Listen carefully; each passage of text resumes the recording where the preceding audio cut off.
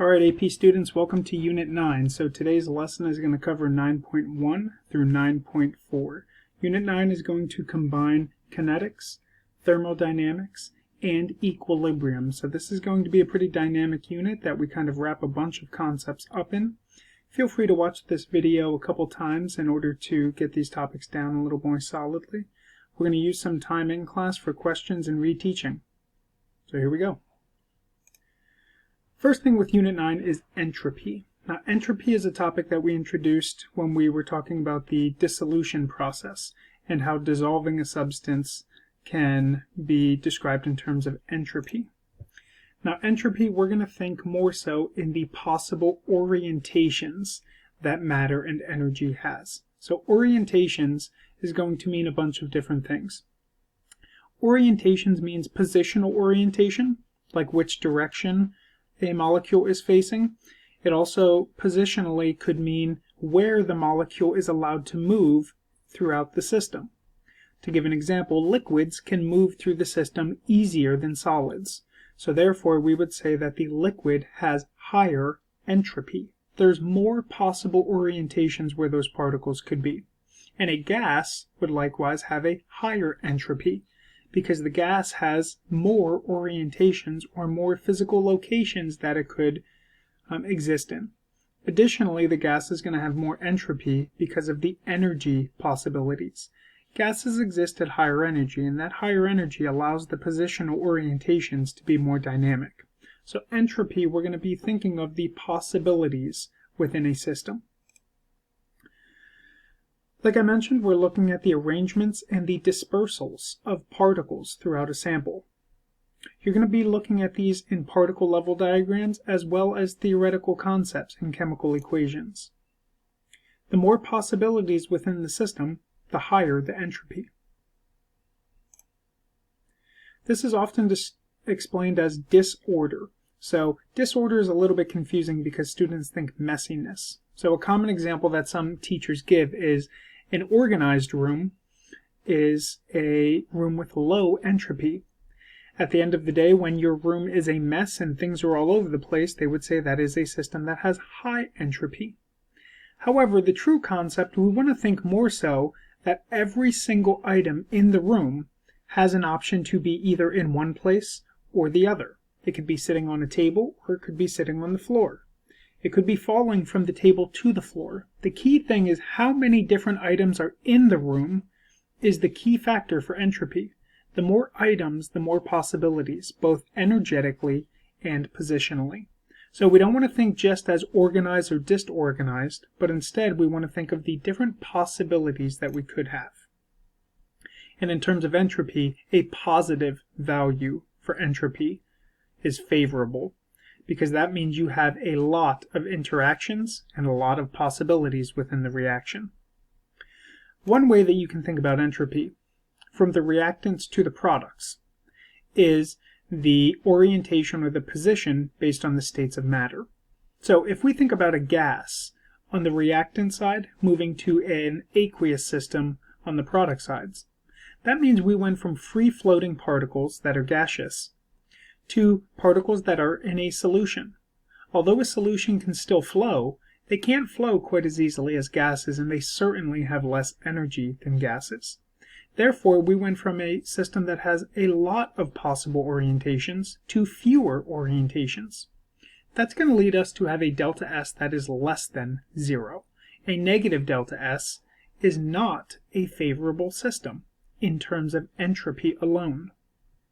However, if we think about a solid being dissolved into a substance and becoming aqueous, then that solid had particles that were locked in place. The possible orientations of the solid particles were stuck in the crystal lattice, if we're thinking of an ionic substance. And then it dissolves, ideally in water, to become an aqueous solution, and then the particles have the ability to flow. They move around, they're charged, some of them, in order to conduct electricity. And this creates a system that has positive entropy. So the change from before to after increased the possible orientations within the system. Likewise, if we look at liquid to gas. So liquid to gas, we have free-flowing particles in a liquid. However, in a gaseous sample, they have higher energy and they have the ability to expand or be compressed. A liquid to a gas would increase the entropy of the system. And then the same solid to liquid as well. So really what we want to think about is we want to think about the spatial arrangement and the energy. As we move left to right across this diagram, we are increasing the potential entropy of the system. Now, if we're not talking about just states of matter, we can also think of entropy as the number of species within the system. So if everything is aqueous, but you have one reactant, and maybe that decomposes into 3 products, then the products are going to have a greater entropy because you went from one substance to 3 substances. 3 substances have more orientations than one substance alone. Think about an empty classroom and one student walks in. Well, that student can sit in any seat, so there are some possible orientations. However, if 3 students walk into a classroom, there's more species of particles in that classroom, species being students in this case. Those students can not only pick their own seat, but then they can swap seats with the other person to create a more dynamic system. And that dynamic system will have more possible orientations, leading that system to have a higher entropy. When we're calculating the entropy is typically expressed in joules per mole. So that means we may have to do a little bit of dimensional analysis to go from joules to kilojoules. That's going to be your 10 to the third conversion. Think of joules as being a base unit.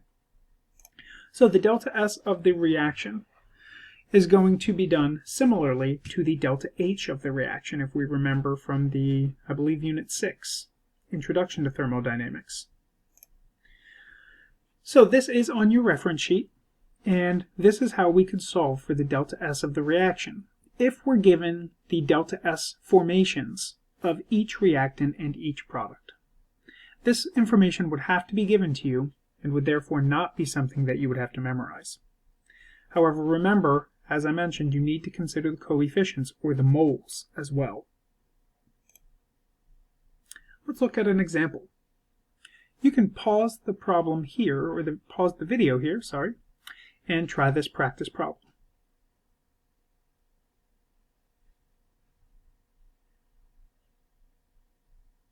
Alright, so let's take a look at this. Practice problem number 1. Predict the delta S as either positive or negative given the information. Rationalize using information from the equation. Do not perform a calculation. So what we're looking at is the types of particles and the orientations that they could possibly have. On the reactant, we go from a solid and a gas to just a solid. We also have 3 moles of reactant and 2 moles of product. So if we just look at the states of matter, we would say that going from a gas to a solid is going to decrease the positional entropy. It's going to decrease the amount of orientations that we could potentially have. If you're decreasing the entropy, then that is not a favorable situation. So I would expect this to have a negative delta S.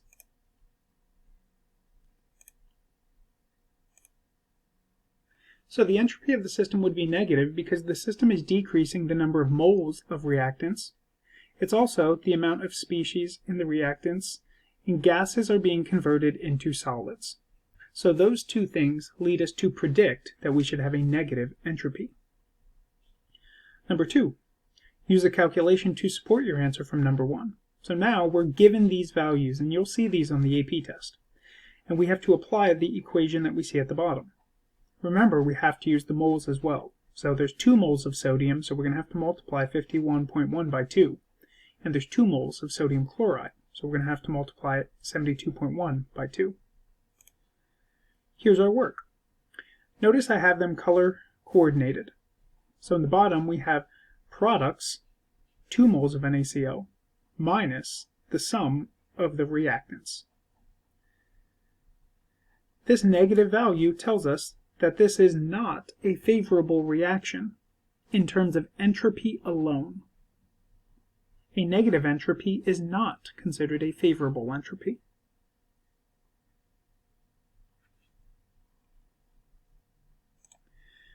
All right, 9.3 talks about Gibbs free energy. This is a concept that we talked about in a previous unit as well. Gibbs free energy is going to be your G value. We're going to see this as delta G, and it's the energy available to do work on a system.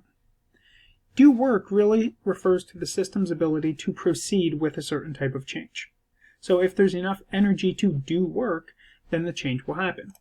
If there's not, then the change will not happen. So looking at delta G as a value, just like we did with delta S, a positive delta G is thermodynamically unfavorable. So delta S, positive, is good. Delta G, negative, is good. So when we have negative energy, that means our system is going to be at an overall lower energy state. So that's going to tend to be a favorable reaction. Now, just like delta H and delta S, we have an equation that we can plug into to get a quantitative value for delta G of the reaction. Again, we also have to consider the moles of each reactant or product. Let's take a look. You can pause the video here.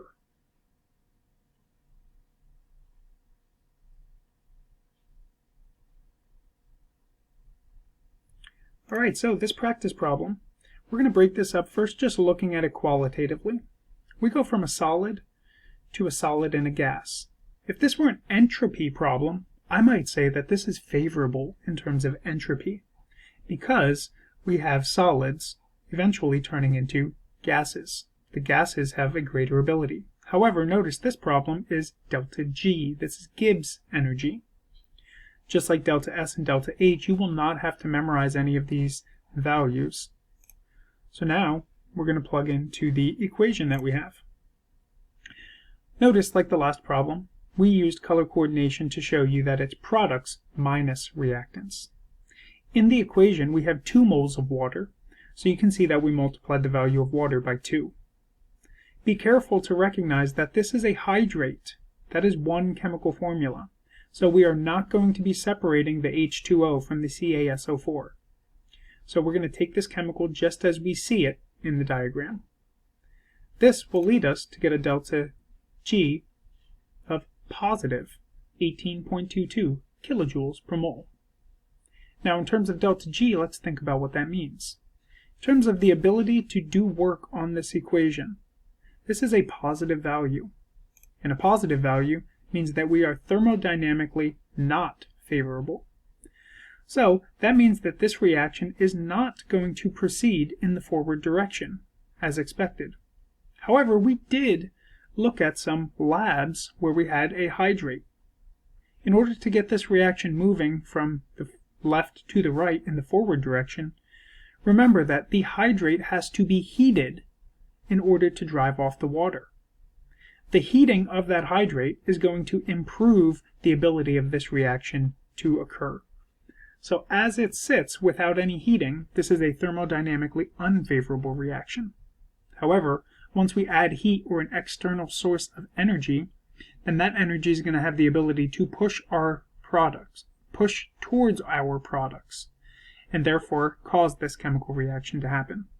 So just because something is not thermodynamically favorable doesn't mean it's not going to happen. It simply means it's not likely with the current orientations and the current energy that you have.